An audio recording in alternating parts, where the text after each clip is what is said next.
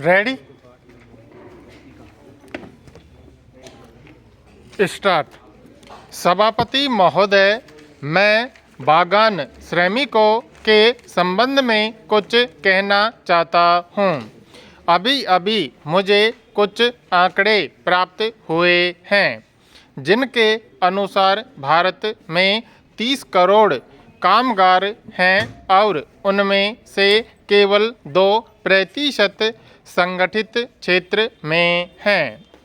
इनका अर्थ यह हुआ कि 98% कामगार असंगठित हैं और उनके हितों की रक्षा करने वाला कोई नहीं। यह तथ्य मैं इसलिए उजागर कर रहा हूँ क्योंकि मैं यह बताना चाहता हूँ कि इस समाज के इस अभागे वर्ग के उत्थान की कितनी बड़ी जिम्मेवारी सरकार के ऊपर है। मजदूरों के उत्थान के लिए चलाई जाने वाली प्रत्येक योजना नियोजित आर्थिक विकास तथा सामाजिक न्याय की भावना के अनुरूप होनी चाहिए। इसे आर्थिक योजना और शैक्षणिक योजना का एक भाग बनाना चाहिए। इसका वास्तविक उद्देश्य मानव संसाधनों का अधिकतम उपयोग और कामगार वर्ग के उत्थान के लिए अच्छी कार्यकुशलता का विकास होना चाहिए। वर्तमान सरकार के दृष्टिकोण में कमी यह है कि उसे इस समस्या की व्यापकता का पूरा ज्ञान नहीं है। जैसा मैंने कहा है, उनकी नीति आर्थिक और शैक्षणिक योजना पर आधारित नहीं है। बागान मजदूरों की एक या दो समस्याओं की मैं विशेष रूप से चर्चा करना चाहूँगा, क्योंकि केरल राज्य में और विशेषकर मेरे चुनाव क्षेत्र में, जो कि बागानों और बागान मजदूरों के लिए काफ़ी प्रसिद्ध है, वहाँ पर इस पिस रहे वर्ग की समस्याएं बहुत गंभीर हैं।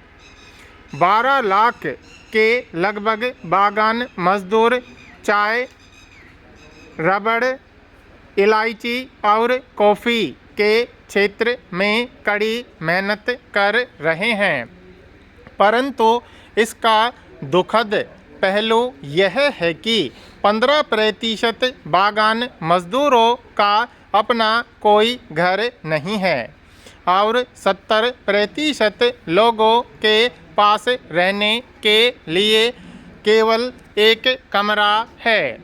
34% लोगों के कच्चे घर हैं। उनका वेतन बहुत कम है और उनकी ज़िंदगी दयनीय है। आवास, अस्पताल, डिस्पेंसरी, स्कूल, विशेषकर प्राथमिक स्कूल की सुविधाओं में सुधार होना चाहिए। महिलाओं को पुरुषों के समान वेतन मिलना चाहिए।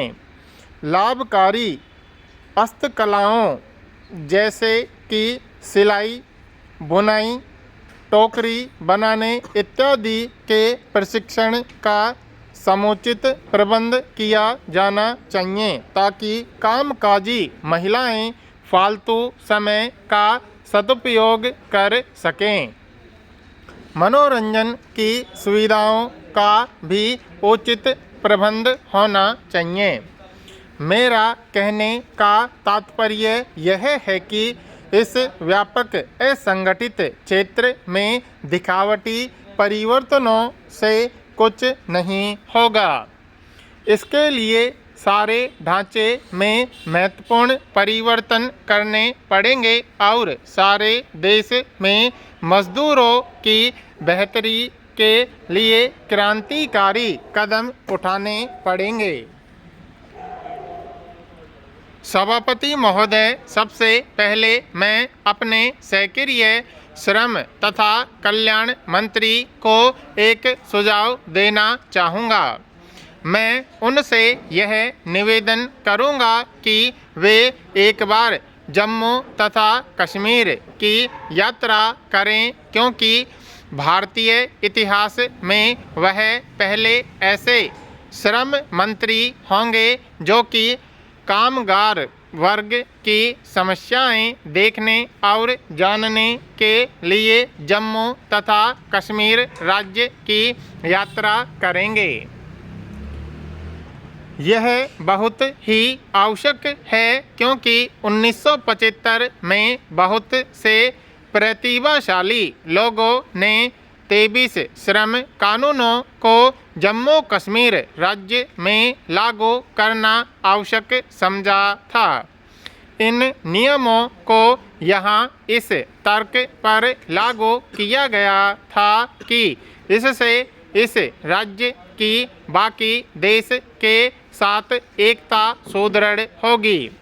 माननीय श्रम मंत्री को यह पता चलेगा कि 1975 में श्रम कानून को लागू करने के बावजूद इन केंद्रीय कानूनों को जम्मू कश्मीर राज्य में लागू करने संबंधी प्रक्रिया आदि की अभी तक समीक्षा नहीं की गई। इस राज्य को बाकी देश के साथ जोड़ने का कभी भी प्रयास नहीं किया गया।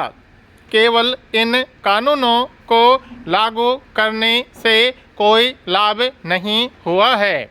यदि माननीय श्रम मंत्री जी मेरा सुझाव मान लें तो वर्तमान परिस्थितियों में उन्हें बड़ा आश्चर्य होगा, क्योंकि सबसे पहली बात जो उन्हें देखने को मिलेगी वह है तालाबंदी। बंद उद्योगों में एकाधिकार की समाप्ति तथा आतंकवाद के कारण कामगार वर्ग में फैली हुई असंगठन की भावना। मेरा यह निवेदन है कि यदि उन्हें समय मिले तो जून के महीने में एक सप्ताह के लिए वह जम्मू और कश्मीर आएं और श्रम कानूनों को लागू करने वाले अधिकारियों का एक सम्मेलन बुलाएं। इस सम्मेलन को दिल्ली में भी बुलाया जा सकता है, अन्यथा जम्मू और कश्मीर राज्य के संसद सदस्यों को भी इसमें भाग लेने के लिए आमंत्रित किया जा सकता है, ताकि उन्हें समस्या को गंभीरता का पता चल सके और तभी उन्हें पता चलेगा कि वस्तुतः जम्मू और कश्मीर राज्य में स्थिति कितनी खराब हो गई है। मैं यह चाहूँगा कि जम्मू कश्मीर में HMT की इकाई के बंद होने की भी वे तुरंत जांच करें। केवल 2 दिन पहले मैं HMT परिसर में था, जो कि जम्मू कश्मीर राज्य में सार्वजनिक क्षेत्र की एकमात्र इकाई है। आपको जानकर आश्चर्य होगा कि औद्योगिक सुरक्षा बल के अतिरिक्त वहां और कोई नहीं था। एक नोटिस बोर्ड पर लिखा था, अगले आदेशों तक यह इकाई बंद रहेगी।